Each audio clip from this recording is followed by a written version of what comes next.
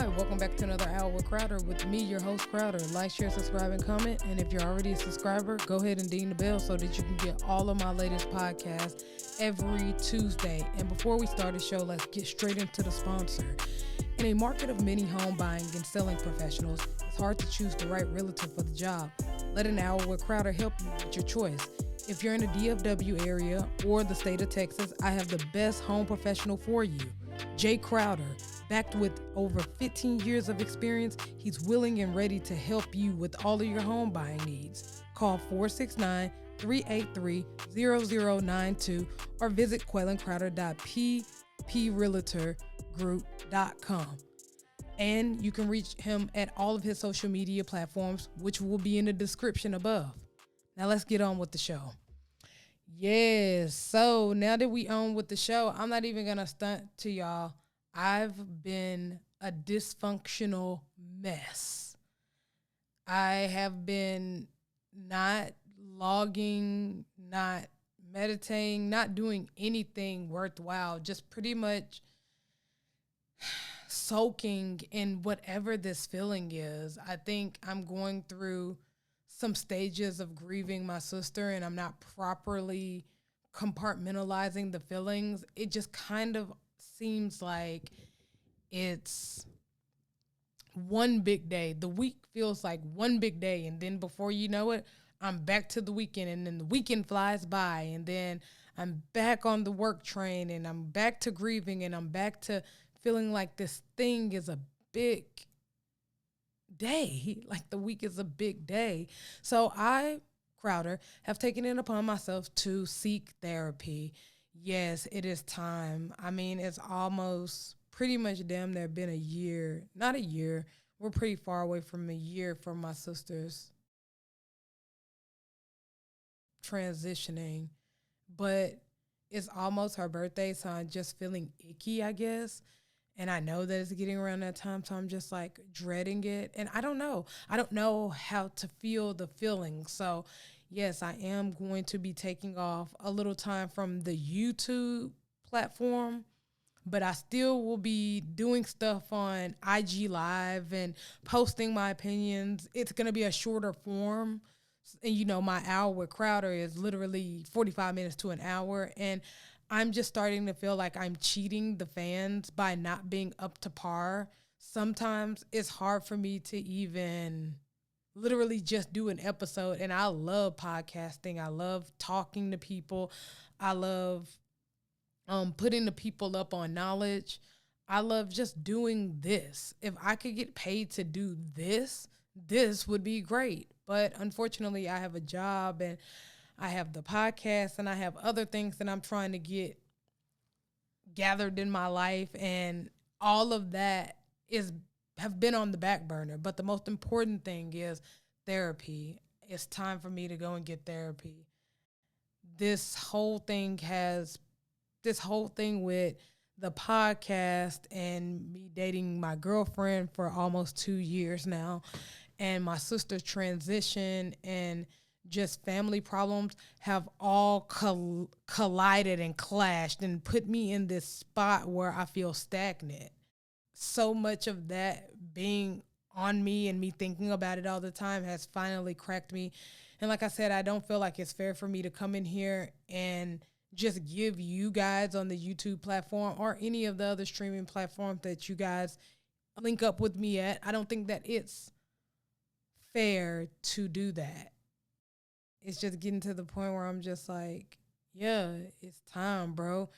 Like, you're not giving your audience your best foot forward, and that's going to start showing, you know, because I went from video camera to doing it by myself to doing all of that stuff by myself to turning around and just shooting by myself and then turning around and just doing audio only.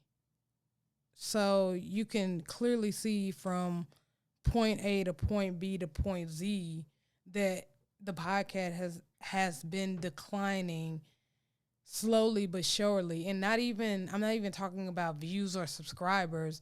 I'm just talking about the energy of the show. I'm talking about the execution of the show. I'm talking about the togetherness, the cohesiveness. Some of these episodes I've went back and listened to, and I've been like, well, that wasn't your best foot forward, or that wasn't your, initial, what you should have did initially. And it just always seemed like I'm putting out throwaway episodes. That's what it kind of sounds like. And it's mostly because I feel like I'm having an acute depression episode. Yeah. That's what I think. So, yeah, I'm definitely going to go and get therapy. And I just want to let you guys know that, like, hey, just because I'm not here every single day don't mean that I'm not still keeping up with everything. That's why I make it my business every episode to tell you guys to follow me on social media, because now that will be my main outlet to go to see what I think about certain topics.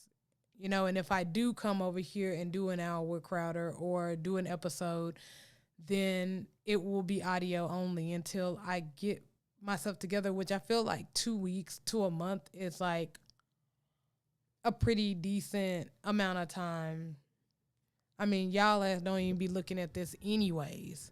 So, yeah. So so now that I've gave y'all one-on-one in my life, let's go ahead and get on with the show. Well, I'm talking about episodes that I've went back and listened to. The one with Marlon Washington, and I think it's called What is the Real Problem? I think it's like episode 60 or something, 69 or something crazy like that. Anyways, I really feel like he sent his minions to like flood my page, because I think that episode, it was done 2 months ago. So if this is episode 80 and it was done 2 months ago, so it has to be 72 or 73 or something like that. Anyways, that shit was aired 2 months ago, and then all of a sudden last week it just started getting Marlon Washington fans all on my page. Now, I don't know if you guys know him, but I think he said that he's in Washington, D.C. or something like that. Okay, so I don't know if anybody from Washington knows him. I didn't even know him until this guy named Corey wanted me to do an interview with him. He scrapped the whole interview, and then he turned me on to Marlon Washington, or I think that's his last name, Marlon Washington. Yeah, I think that is. But his little minions came over there talking shit about religion and the whole episode and all of that, and it's just really low-key crazy. And I just think you niggas are the weirdest niggas out on YouTube. Like, everybody, like, those black conservative fan base, they are so fucking weird. They're the weirdest people on, like, they top, like, Beyonce, Cardi B, and Nicki Minaj fans 10 times more. Because it's like, so you mean to tell me after 2 months of that episode that aired, now everybody is interested in that conversation? You know what I think? Just honestly, and I don't even want to like think that, because he is a fellow black person. Yeah, different opinion and views, but he's black, so I respect him as a black man. I don't respect his opinion. And actually, I do respect his opinion, but I honestly think he sent over bots to that video, said that every video that has his name on it, then it will view high. A lot of people do that, I don't have a problem with people paying for views, because I feel, well, views or subscription, because that's how you get in the algorithm. But yeah, I feel like he sent over bots. And once again, I'm not against, buying your views, because that ain't nothing but advertisement these days. You can't get your video in the algorithm without some type of advertisement of your platform, your channel, your streaming platform, whatever it is. You have to promote it. People don't know who you are. It's a billion people in the world, and they don't know you. But I do feel like that he sent bots over here, like actual people to come to have a real conversation. If you're going to do that, mix it in with some real people, because if you're just sending a bunch of bots over here to get your name high and mighty, then what good does that do to the conversation of the Black community? Just so that you can go and tell all your people, look, I scraped the floor with her. Look, I don't really be debating like that. I don't like to debate, but I do it because I want to see how this person thinks and why they think the way that they do. You know, I want to be able to lay down our differences after the fight and come up with something good. I tried to do that with Joe. He wasn't with it. Corey, he just scrapped the whole interview. And Marlon Washington, I'm actually going to put up the last little piece of this probably on my Instagram, like the last piece of our conversation that I couldn't fit in that hour, so that y'all could see what happened behind the scenes of us going back and forth. But whatever, you know, if his audience would have went back to like any of my other episodes, they would have seen that I don't disagree with his standpoint at all. Some of his episodes with Corey, I actually like them. I actually sit there and listen to them because they're actually speaking a lot of truth. It's just the one thing about Black conservatives or Republicans that I don't like, and that's the same problem that I have with every Black conservative, including Joel, is that you guys leave out the root of the situation of all Black people problems, and that happens to be the government. In every single instance I can think of, the government has been somewhere close by when Black people was doing bad. You remember when there was no white people around? You know, like Rosewood or Tulsa, Oklahoma, or Black Wall Street, there was no white people around. Guess what? Black people was doing A-okay. The moment white people step in and the government steps in, that's when Black people start doing bad. So they think that it's all these other problems, as if other races don't have these same problems, when in fact, the same problem that's going on with the other races is indeed happening with the Black community, and that is white supremacy and the government. You know, the same government that he tried to support and that he thinks that he can change. You know, he's running for a position out there in Washington, D.C. Actually, that's what we got into it about, actually. So, you know, I think it was the gang conversation. That's what we got into it about. He said that he's trying to get into government to change it, and he truly believes that he can do it. So I talked about changing the gang mindset around so that the gangs in the community can work as an army and a police for the Black community. He said that we wouldn't need the gangs if the government would do their job. Guess what? I agree with that. But now I have some questions, because if you're talking about getting inside of politics and the government and changing the government, how do you change the government? You start to change the mindset of the people off in the organization. Or you're just going to be another token Black person. And I liked his response to my answer about gangs. We wouldn't need the gangs if the government would do their job. Great. But like I said, I got some questions. If the government was created before the gangs, Marlon, why do you think you getting into government is going to change the oldest gang establishment ever, which is the government? Why do you feel like the government is a malleable organization and the gang members aren't? Is it because they're Black? And is it because most of those people off in government is white or token Black niggas like yourself? Because now I have to get raunchy. Now I have to get disrespectful, because all of your minions that came to my platform thought that I was rude. So now let me be rude. Token Black ass nigga. Why is it that you think the government can be reformed, but not the gangs? My third question, what have the gangs in the community done that the government have not done? Because as far as I'm concerned, both have killed, both have sold drugs, and both have terrorized the community.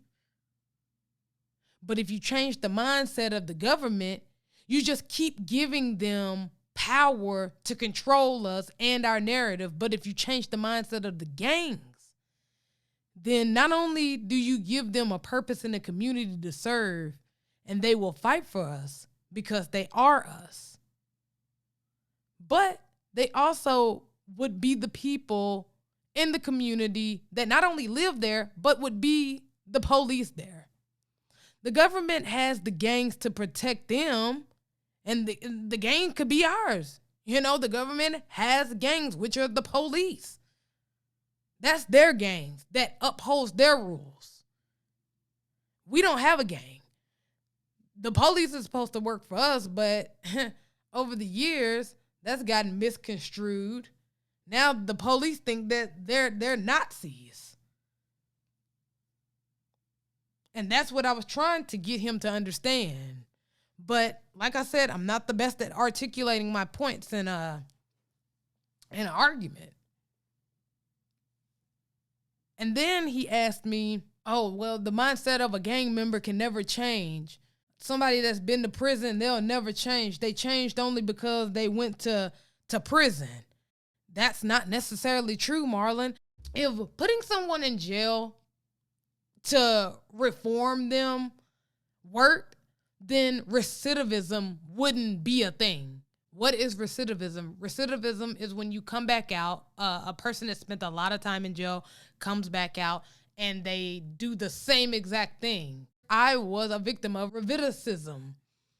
I went to jail multiple times before I ended up in prison doing the long 18 stint that I did. And why? Because being in jail, people putting you in jail does not work. You work for free. You really don't learn a skill. You really don't learn anything. And then even if you do learn all of these skills that they supposedly supposed to give you in jail, then the only thing that you do is come back out and beg everybody for a job because for some reason, the system don't like to take felons. The reason that they aren't in the gang anymore is because they're in jail. So basically his stance was jails do work. But I was there to tell him no because of the thing called recidivism. And I just feel like he's very disconnected with what's going on in the Black community as far as police, jail, gangs. He's culturally ignorant. They love bringing up like the Crips and the Bloods and gang members, but they never talk about Hell's Angels, which is a prominent white motorcycle gang club. Never talk about the white supremacists, the KKK. They never talk about those guys. They just love talking about the Black community and our gangs. I don't know. Call me crazy, and it's subjective. I'm not forcing nobody to see my stance on where I would see the gangs in the future. But the government just have showed me too many times that they're never going to do right. And the last thing that I want to tell people is that I'm not the best at articulating my points in a debate, especially on camera. But I do it because I want to talk to people on the other side of the spectrum of the topic. So I'm not in the echo chamber. So I can gain perspective from both opinions. But the thing that has happened in building with each other is we started building to find solutions and started building for sport. We should not be saying after debate that someone won or lost because it's supposed to be coming up with the best solution for the Black community. You know, I'm not interested in who's right. I'm interested in what's right and how we can implement it into society. Because unlike a lot of Black conservatives and Black liberals, I've come to the conclusion that neither party is trying to do anything specifically for Black people. I mean, the Democrat Party wants to pimp you and the Republican Party wants to enslave you. Both participants of these two parties think that they left the plantation. But in reality, y'all both just in the house getting the scraps and telling us outside that we should be grateful for the scraps of the scraps. Because the real Black grassroots, we realize that it doesn't matter what party you're with. What party is going to give me something for my vote? Now, me personally, I'm not on the whole vote thing. I think we should have left that shit alone a long time ago and did what, Our ancestor did. Build Black Wall Street, build Tulsa, Oklahoma, build Rosewood, build these things back up. Now we have, somewhat of law that somewhat keeps us safe. You got that Second Amendment. Hey, ante up. That's how I feel about it. But I'm not going to sit up here and say nobody shouldn't be voting. You just fight white supremacy the way that you feel fit to fight it. Me, I don't feel that that's the way to fight, but it's not wrong, though. That's all I have to say about that situation. I'm hoping that, honestly, I can build with them again, because I don't see it as that. I don't see it as a debate to the point where I can't ever say anything to you ever again. I see it as, oh, okay, well, steel sharpens steel. Or I think iron sharpens iron or something like that. So, but speaking of black conservatives and white liberals, these reparations, that AB 3121, no black conservatives ain't talking about it. No white conservatives ain't talking about it. Just foundational black Americans, Adolf, Freeman. Where y'all at? Y'all in the house?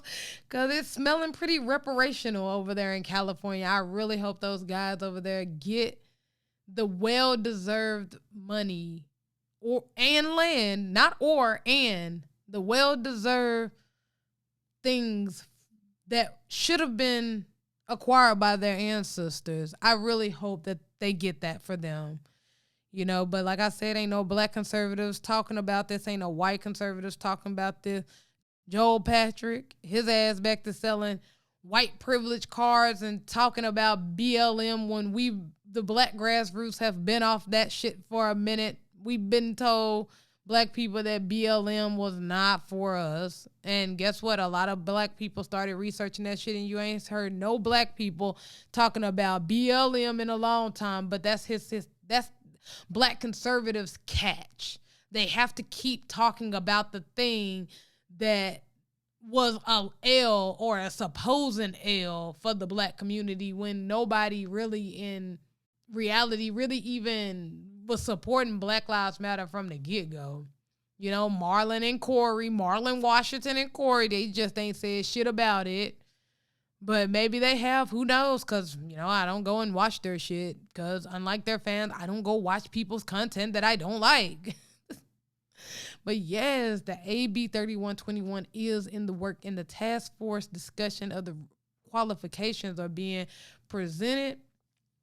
And I don't hear any black conservatives saying anything about how black people are doing what we've always done, which is fight for what we want.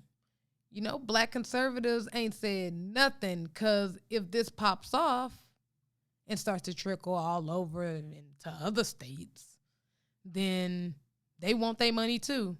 I don't care what the fuck you say.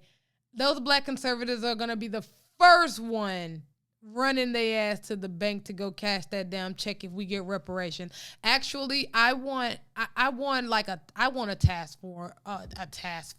force team. I want a task force team.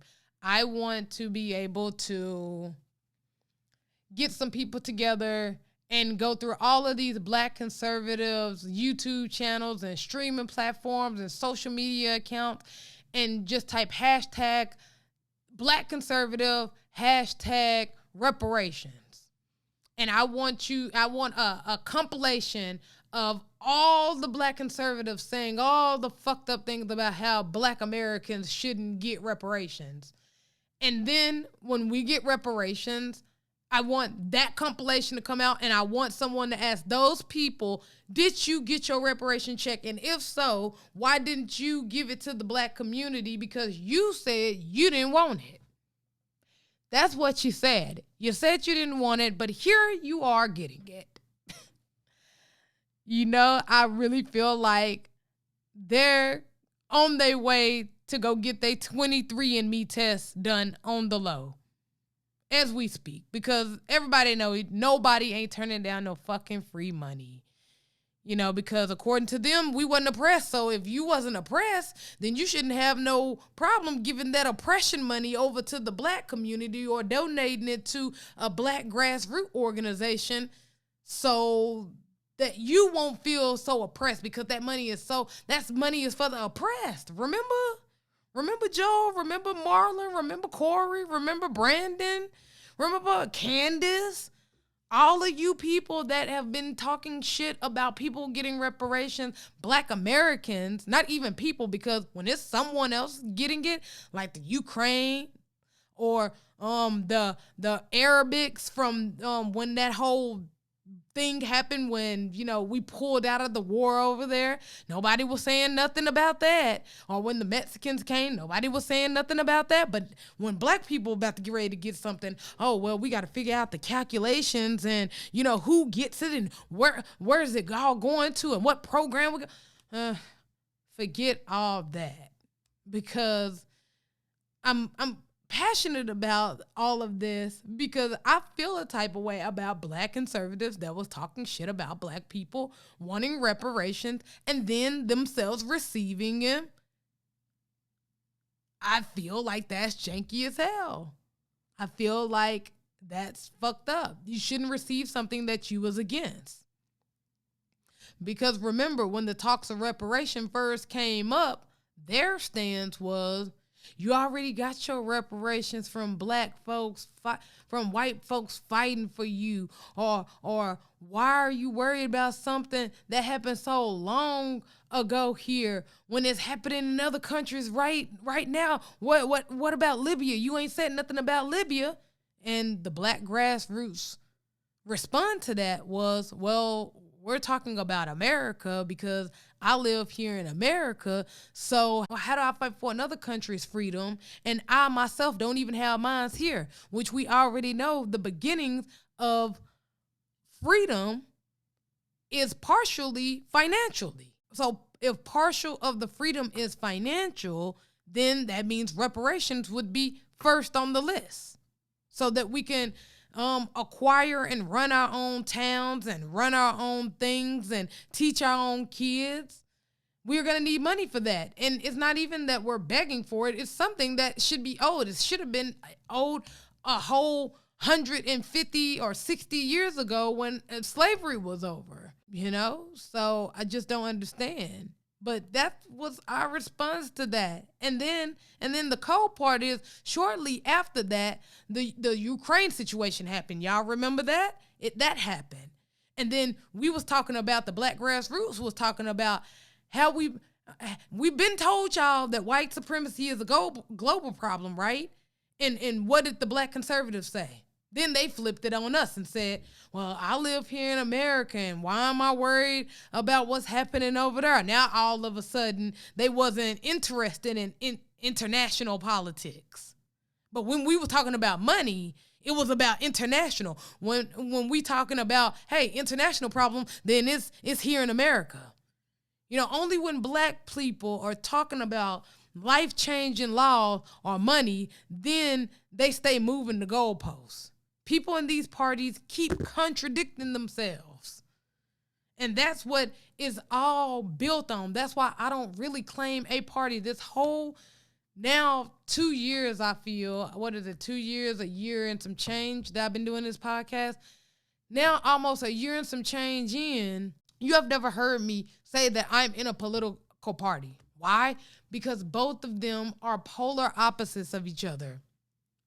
If I pick this side solely, then it's something on the right side that I need. And if I pick the right side solely, then it's something on the left side that benefits me. These two parties were created to be polar opposites of each other. So anytime you solely pick one, or you pick one in good faith, then you just contradicted yourself, because it has the other one that you might need on the other side. Like, how do I pick between the two?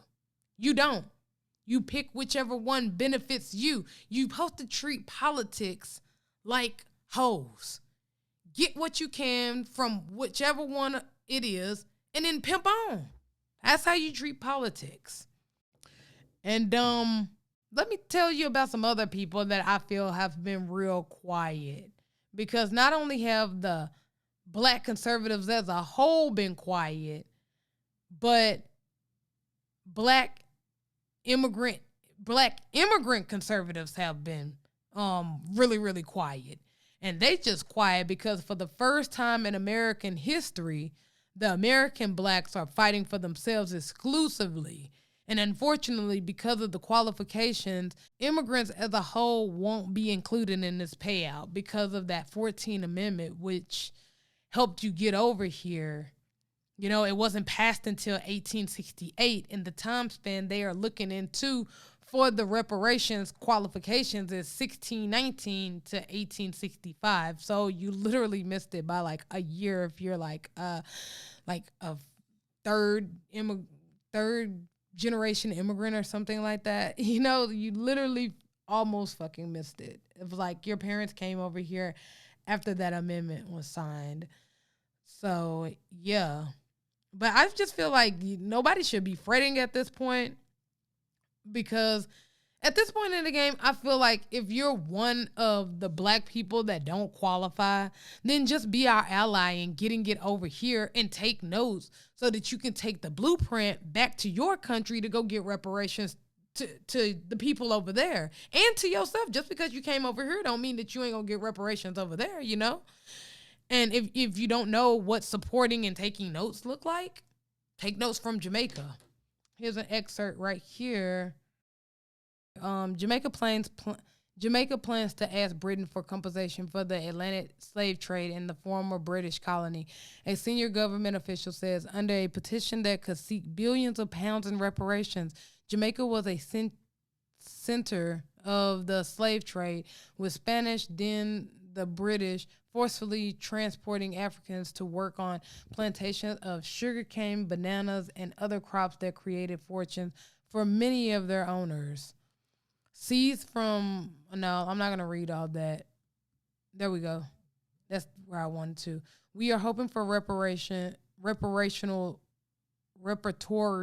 justice in all forms that one would expect if they are to really ensure that we get justice from injustices to repair the damage that our ancestors experienced. Olivia Grunge, Ministry of Sports, Youth and Culture, told Reuters in an interview at the weekend. So, yeah, that's what they doing over there. They trying to get their little reparations up, and they're doing it based off of the same format that Black Americans over here are doing it. So that's what I'm saying. Like, if you didn't make the cut over here, as a black person, you are owed reparations in some form or fashion. Someone sold you. Somewhere you experience some form of systematic racism that enabled your family to move forward in society in some form or fashion. It just might not be here in America, is all that we saying. Take notes from them, because like I said, truth be told, reparations are definitely owed to all groups of black people, but from different set of white people. You see how Jamaica is going for Britain and we going after America? So everyone needs to follow suit and stop low-key blocking the process just because you might not qualify. And last but not least, of the three sets of people that has been real quiet, because I told you the black conservatives have been quiet on this AB 3121 deal, the black immigrant conservatives has been real quiet. Clubhouse has been the quietest that I've ever seen. Twitter Spaces have been the quietest that I've ever seen from black immigrants.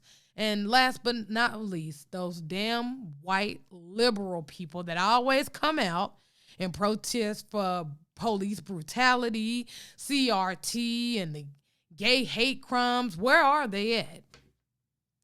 Where is the protest? Where is the back and forth online while black Indians and ADOS and Freedmen's and black Americans should get reparations? Where y'all at? Or do you just get mad at the trending issues? Is it just the trending issues?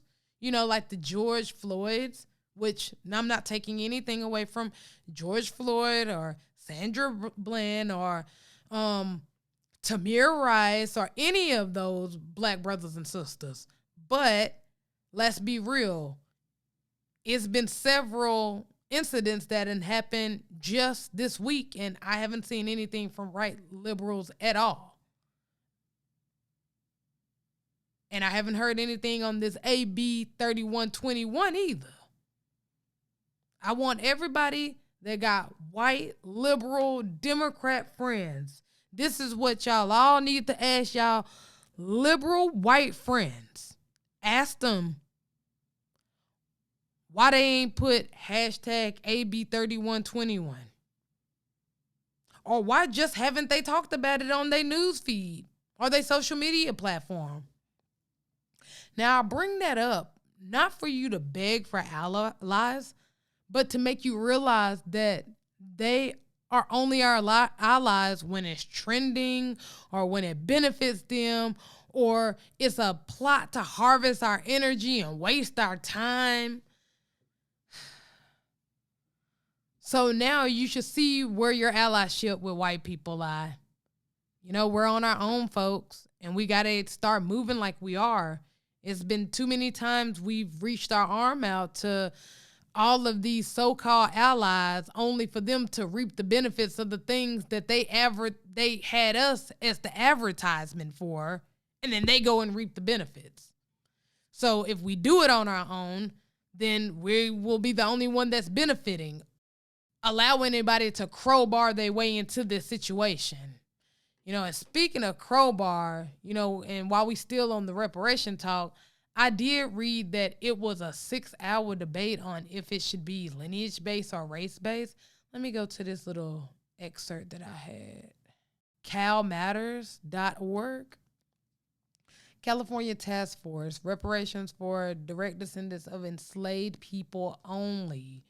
So after more than a 6-hour debate Tuesday, California's Reparation Task Force voted that only Black Californians who can prove a direct lineage to enslaved ancestors will be eligible for the statewide and first in the nation incentive to address the harms and enduring legacy of slavery.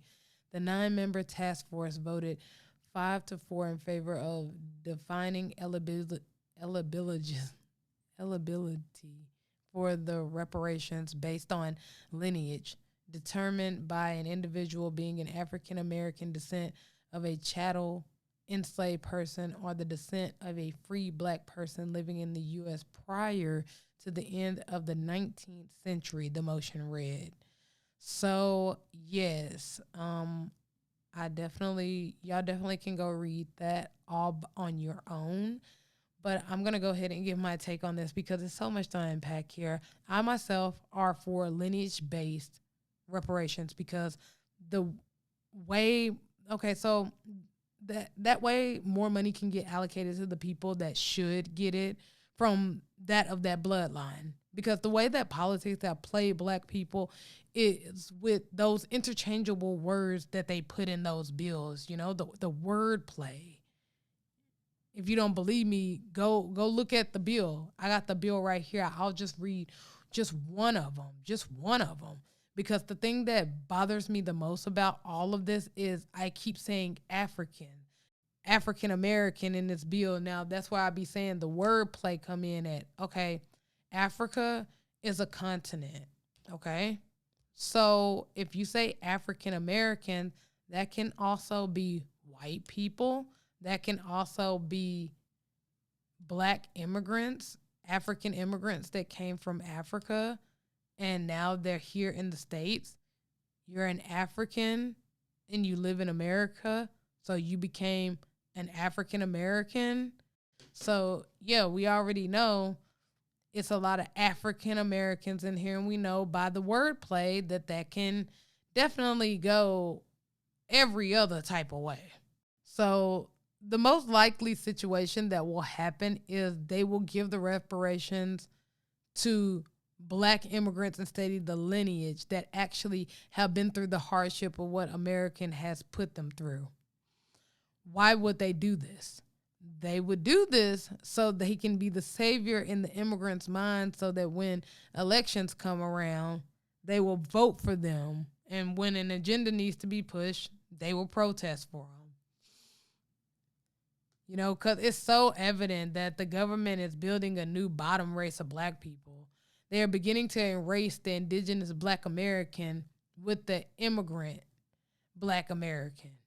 And the reason that they are doing this is because we that have been here the whole time have seen all the tricks that politics has to offer.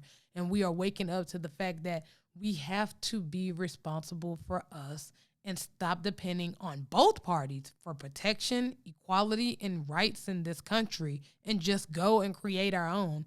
Because, you know, once we do that, then they can't use us anymore. They can't manipulate us anymore.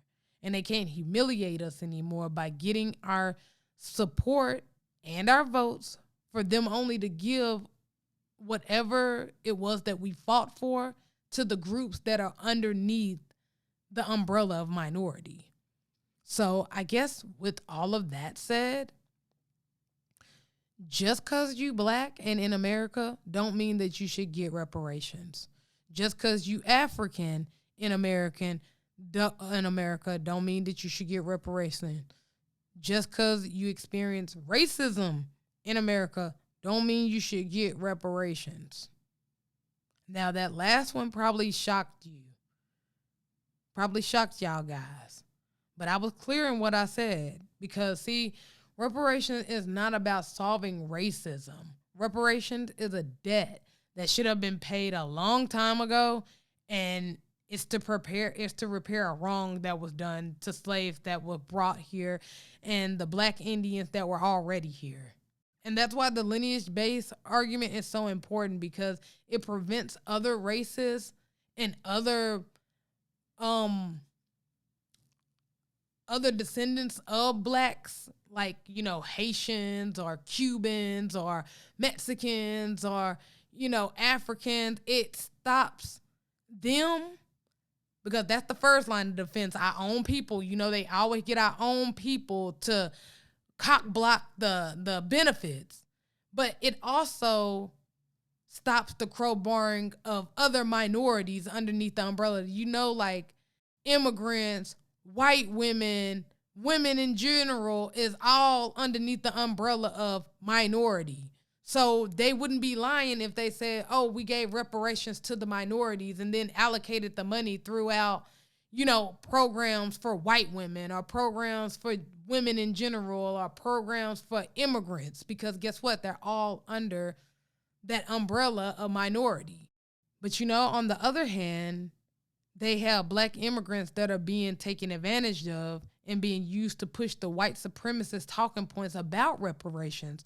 Mostly the ones that are in politics or media, you know, like Corey, Joel, Marlon Washington, Brandon Tatum, all those guys, Candace Owens, all those people. And they want black immigrants to push it because of the aesthetics of being black, because everybody sees black as black. Black people are the only ones that don't see black people as black people. We have, you know, oh, you're Jamaican. Oh, you're Cuban. Oh, Puerto Rican. Oh, you're, you know what I'm trying to say. It's different types of black people, but white supremacists and white people only see us as black people. It doesn't matter if you have an accent, you black nigga. That's the only thing that they see.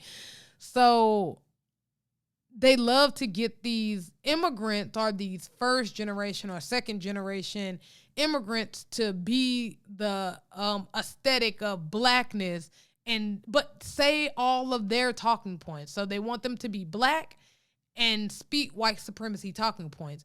Now, they used to do this with black Americans, but now we've been calling out the coons. We've been calling out the coon black people. So now they can't do that anymore. They have to get these bootlick black immigrants that come over here and is just so happy to be over here because it's clean water and food, and they'll just do anything for white supremacists. We waking up to that, so we're not falling for those tricks anymore. So they love the aesthetic of being black, but the difference in culture mindset. they are black immigrants, and it's no shade to you guys. I get it. We're brainwashed over here. Germany has a whole book that they learn about us in history, about our propaganda that we use on ourselves. So this is no shade, this next sentence that I'm about to say, but you guys are culturally ignorant to what happened here in America to black people and what, we fought for and we endured.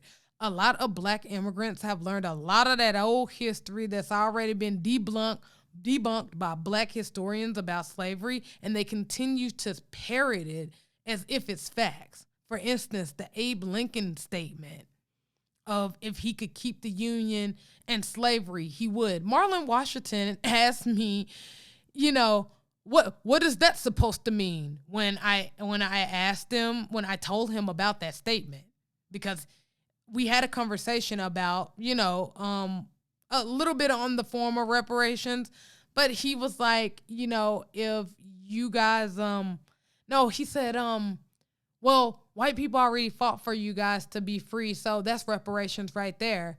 And first of all, I was like, we wasn't supposed to be enslaved anyways because we had our own land popping and everything going on, so why did they even steal us in the first place? And secondly, I quoted that quote that Abe Lincoln said that if he could keep the slavery and the Union together, he would. And Marlon Washington response to that was, what is that supposed to mean? Nah. I did that because he's first generation Haitian immigrant, and that's at best. Because he still has his accent, I would say he's possibly first generation, but that was his response as a first generation Haitian immigrant in Washington. That what did Abe Lincoln mean by if he could keep slavery going in the Union, he would. Now, looking back in retrospect, I should have told his black ass, hey, you go ask them. You go ask them, my nigga. Since you think white people care about us, you go ask why Abraham Lincoln said that he could keep the Union and the slavery together. He would. You go ask them. Because I don't know. You're the one who think white people care about you. So you go ask him. Immigrants that come over here are just so grateful to get the bare minimum because they're obsessed with this thing with black Americans that, oh, we have it so good over here and you can never last a day over there in my country. And it's not even about that. Why are we poverty comparing? Why are we comparing poverty? The bottom baseline is that we both in poverty, and we're both in poverty because of white supremacy in as a global issue. That's why you had it hard over there. Not because black Americans are over here being lazy and now you can come over here and get all these little benefits that, our ancestors fought for. That's fine. That's cool. Eat them up. That's what the benefits are for. But you don't get chance to the benefits that our ancestors worked for. Get on your feet and then look down at us. That's not how that works. They all think that we're lazy, which is the total opposite because we keep fighting for rights and changes so that we don't have to become what you yourself left, which is your country and is running rapid with white supremacy. We're the last hub here in America that has somewhat freedom for black people. You have to understand it's not a Democrat or a Republican thing. White supremacy takes both sides of the argument so black people can keep fighting with each other at the bottom. That's how it is. So I just want to go ahead and put a button on that. And for the last but not least, man, that don't say gay bill. It's ridiculous. I don't know what's going on. But let me go ahead and read just a smidget of this controversial. This is from the ABC News. But Florida's controversial. I can hardly say that word. Anyways, this is from abcnews.go.com. Florida's controversial Don't Say Gay bill. What's inside the proposed law? Okay, Florida's Parental Rights and Education Bill, dubbed the Don't Say Gay Bill, thank you, by the LGBTQ activists, is on Governor Ron DeSantis' desk awaiting his signature. Meanwhile, debate continues on this legislation and what it would mean for schools, teachers, students, and parents. Okay, so what does the Don't Say Gay legislation exactly say? I'm going to go read the bill in its entirety, or I'm just going to put it up on the screen for you guys. But I guess in a nutshell, is classroom instructions on sexual orientation or gender identity may not occur in kindergarten through grade 3 or in a manner that is not age appropriate or developmental appropriate for students in accordance with state standards according to the bill's language. However, the legislation does not make clear what is age appropriate or developmental appropriate because the state standards for sexual orientation and gender identity are almost non-existent for many grades. So I'm not sure what that's gonna say, but like I said, I'm gonna go to the bill really quickly and read it. Parental rights and education required requires district school boards to adopt procedures that comport with certain provisions of law for notifying students' parents of specific information. Require such procedures to reinforce fundamental rights of parents to make decisions regarding upbringing and control of their children.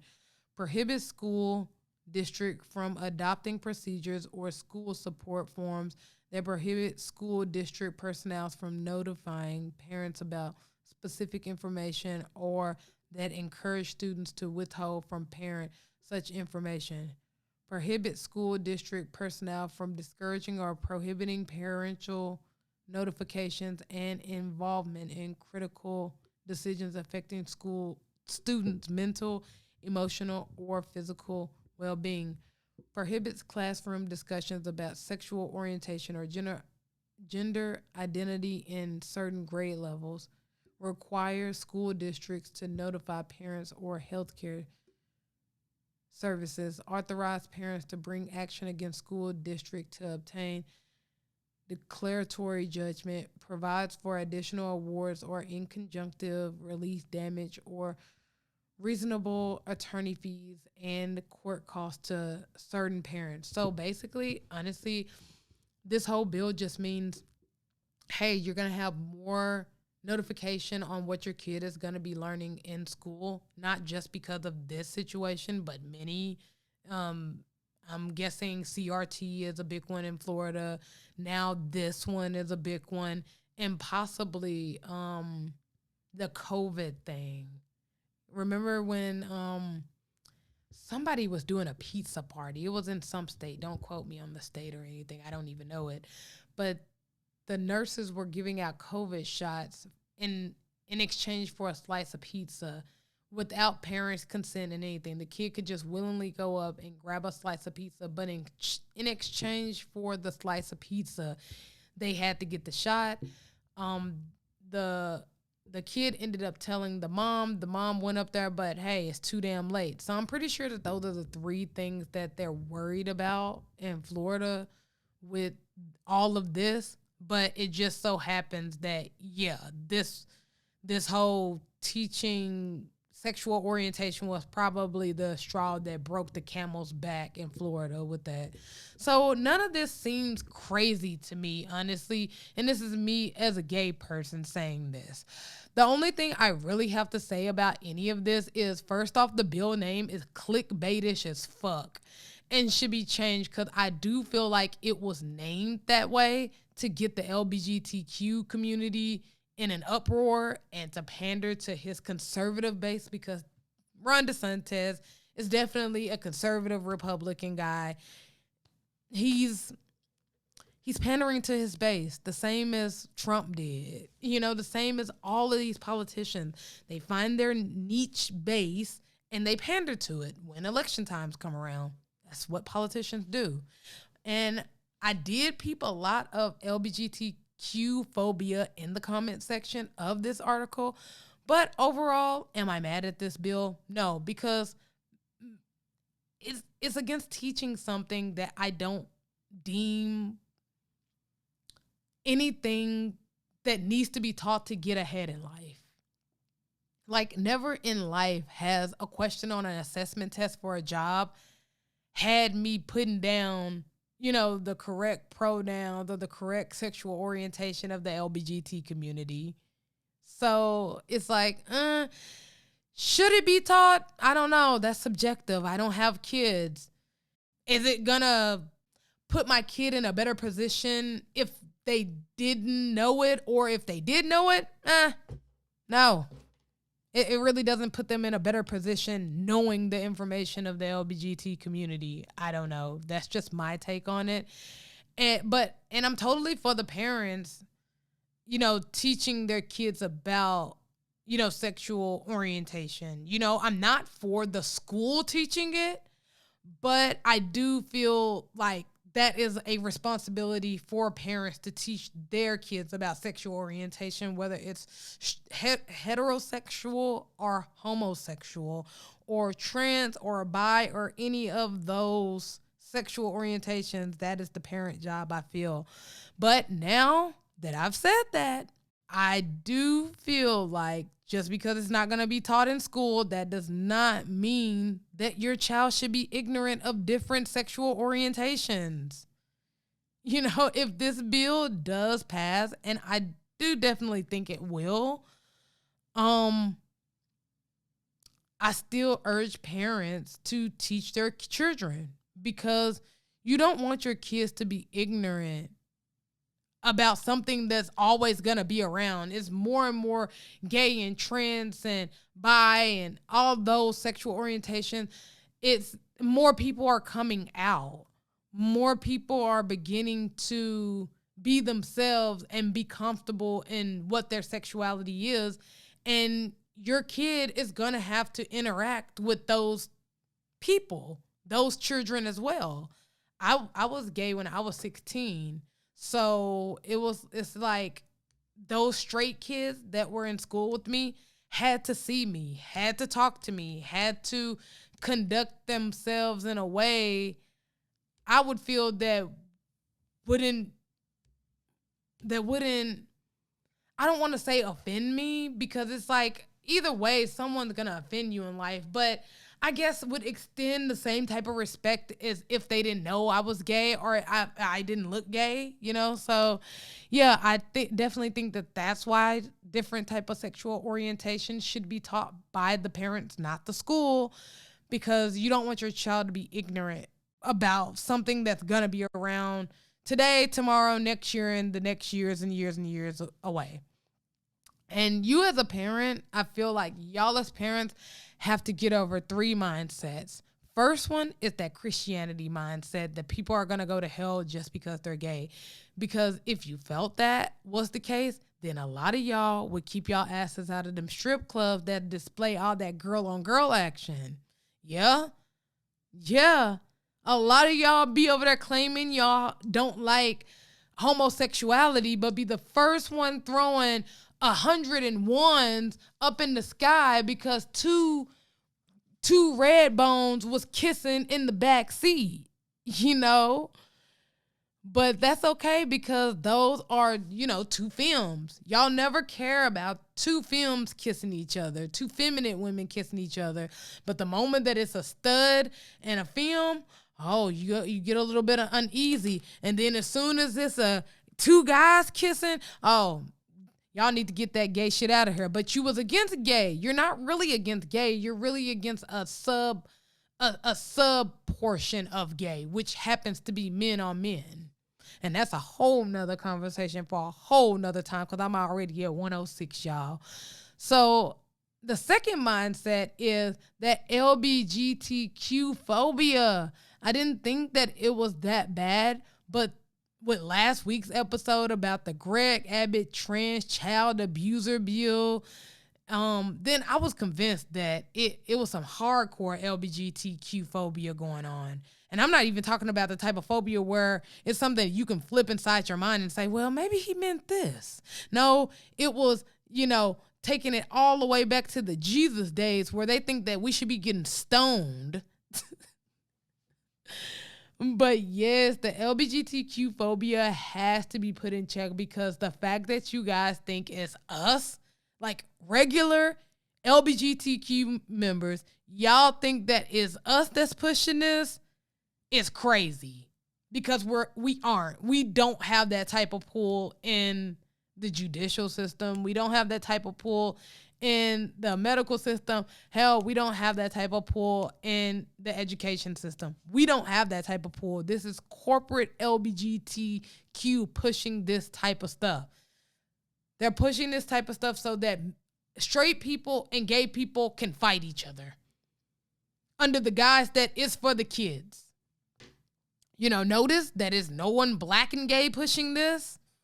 No one black and gay has said, yeah, y'all should be teaching this in school. No one black and gay has said that because they can't find a black gay person to push this agenda because we all have this moral stance that, yeah, we don't want that type of thing to be taught in school, but we want it to be taught by the parents. And y'all got to stop thinking that we are trying to make y'all kids gay. Reading about something and learning about something new is not going to turn your kid gay. I wore all type of dresses and skirts, and I was even on the cheerleading squad and still turned out gay. Actually, that cheerleading squad is probably what did it. And you know, just to add more sauce to the pot, I'm the only one in my family that's gay. Everybody else is straight. So if I have all this straight influence that's around me, how did I turn gay? It was just something that was possibly going to happen anyways. And the third thing is the willful ignorance of different sexualities. I mean, educate them how you want to, but you should want them to know before the streets tell them. This is not the sexualities and all of that stuff is no different than what you would try to prepare your little girl or your little boy for if, you know, you wanted them to know about, you know, them growing up and the feelings that they have growing up and, you know, puberty. The only real difference is that you are just really assuming that they straight. When you talk about the birds and the bees to your kid, you're talking about the birds and the bees assuming that they're straight. Whenever you and however you decide to tell them about sex and sexuality is at your discretion, but it has to be done so nobody won't take advantage of your kids. Some people think that only girls in high school get turned out. No, bro, it's boys too.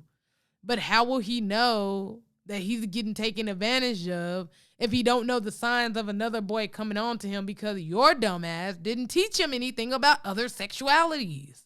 So now your son is walking around in the daytime hand in hand with a girl and arm in arm with a boy at night, and he don't think that he's gay because the other boy is telling him being on top don't make you gay. Yes, gay boys manipulate straight men all the time. It happens all the time, and it's mostly because they have no recollection or no education or have never been put in a situation where their sexuality was questioned or how they are supposed to respond to a gay guy or decline a gay guy if they're not gay themselves, because they grew up their whole life looking at Joe toxic masculinity as telling him that gay is wrong.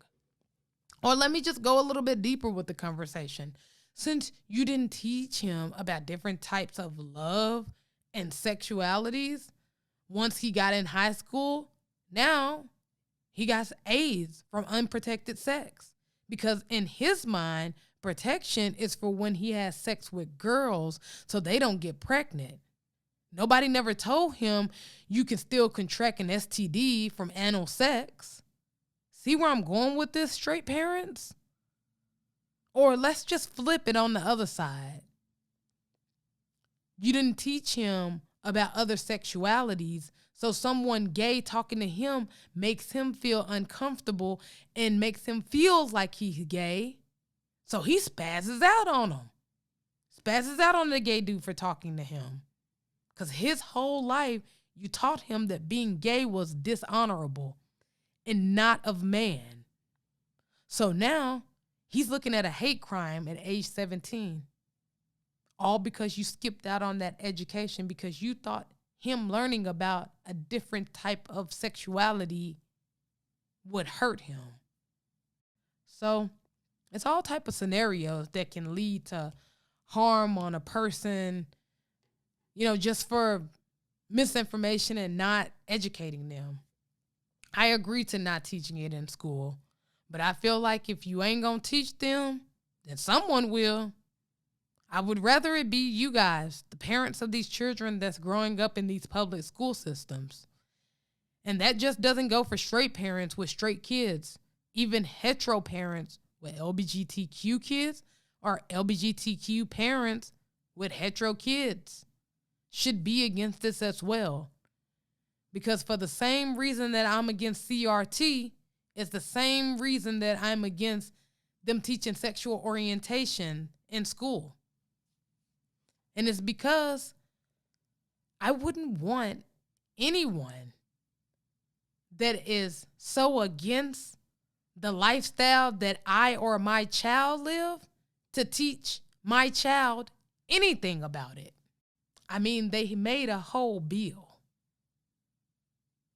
So let's just put it in this perspective.